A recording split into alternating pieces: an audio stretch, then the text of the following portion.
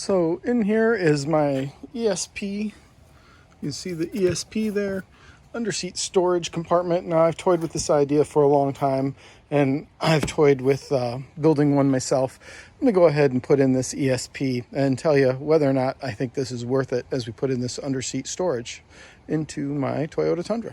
So as we unbox it here, we can see it's 1, 2, 3 separate compartments shaped just like they are on the top of the box there, which is your template. And we're going to go ahead and get this template ready here and put it in and see how that goes. So one of the obvious questions is, how much depth is this actually adding? Well, if I look at the lip right here, and I'll try to get you eyeballed in, it looks to me like what we're going to totally be adding is just under 3 inches of actual depth, which doesn't sound like a whole lot, but may make a significant difference underneath the seat. In order to cut out this template, we're going to use this razor knife, and I'm going to go ahead and use this utility knife to cut all this out here, and I'll show you what we've got left when we're done. Now, if you see what I've done here, I've actually used a little piece of chalk instead of crayon, but I like the chalk just a little bit better. And then I'm going to go ahead and use my straight edge to go ahead and begin to cut this carpet. Now, if you have a 2020 and above with the remote start, there's a wire in that center one that you're supposed to be careful with. Supposedly that's not in this one, but let's go ahead and make our cuts. It's getting kind of dark here, but I want to show you how I cut this foam out. So I use this drywall knife and I traced all around the edge. Then I cut this little corner right here. That little corner right there allowed me to pry that piece out. And then once that piece is out, I was able to get my hand underneath and just lift the rest of it. It's getting a little dark tonight and I'm going to need to vacuum up this extra foam, but just wanted to show you that and how that works. After we cut everything out here, leaves this fairly messy area, and we're going to vacuum that out with the shop vac. Already vacuumed out that area and that one over there, but this one just thought I'd show you that foam leaves quite a bit of mess, and we're going to go ahead and vacuum that up. Vacuums up real easy with the shop vac. For a little bit of insulation and sound deadening, what we're going to do, as you can see, this is the backing on the carpet. We're just going to tear this backing off, and you can see over there in the far one, put it back down in the cut area. We're going to do that in each of these. It'll give us a little bit of insulation and a little bit of soundproofing. I've been driving around with it without these in and haven't really noticed a huge difference. Here, the maximum amount of depth we're going to pick up once we cut these out is about 2 3/4 inches.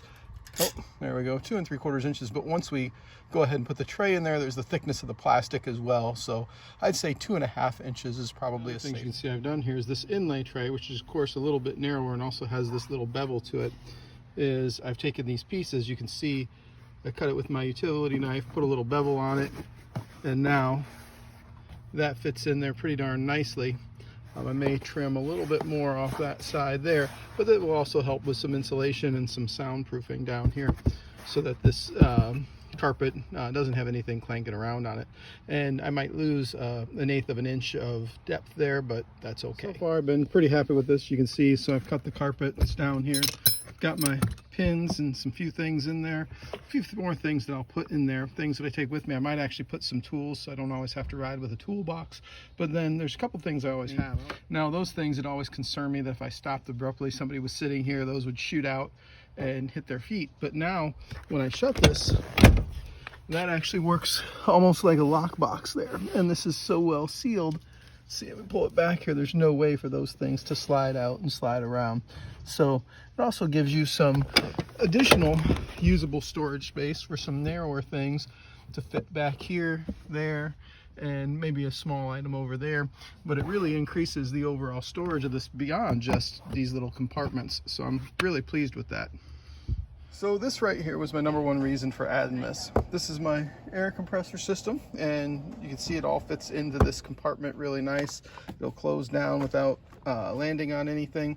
And I used to have to carry it in this bag here, and the bag was getting a little beat up, and I always had to throw it in the back of my bed. And sometimes I would go somewhere. I have a boat and a couple Sea-Doos that I move periodically, and the trailer tires would look a little low to me, and I would think, shoot, I wish I'd brought my air with me. But in this, I'm taking a trip with the RV. I don't generally load the air up to travel with it. Now it'll always be with me right there, and it's a pretty easy setup. You can plug just like all these other systems, you can plug them into a little lighter outlet there, or it has where you can hook it directly up to a battery. So either way, it's going to work a whole lot better than it did before, that I'll now always have it on board.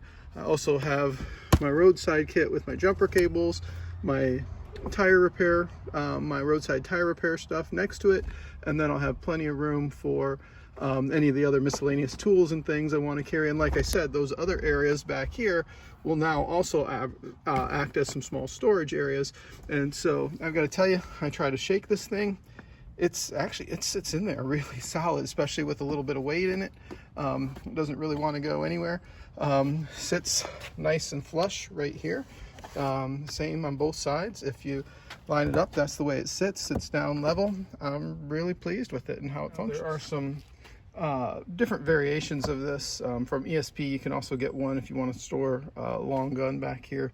It's a little longer, and this whole box is together, and you can put a long gun in there. There are also a couple options that you can get. One from ESP, like I said, with that long area. There's another one I've seen that has a lock storage box if you want that. I actually wanted a little bit of increased height out of this one, so I didn't want the long box, or I didn't want the locking box.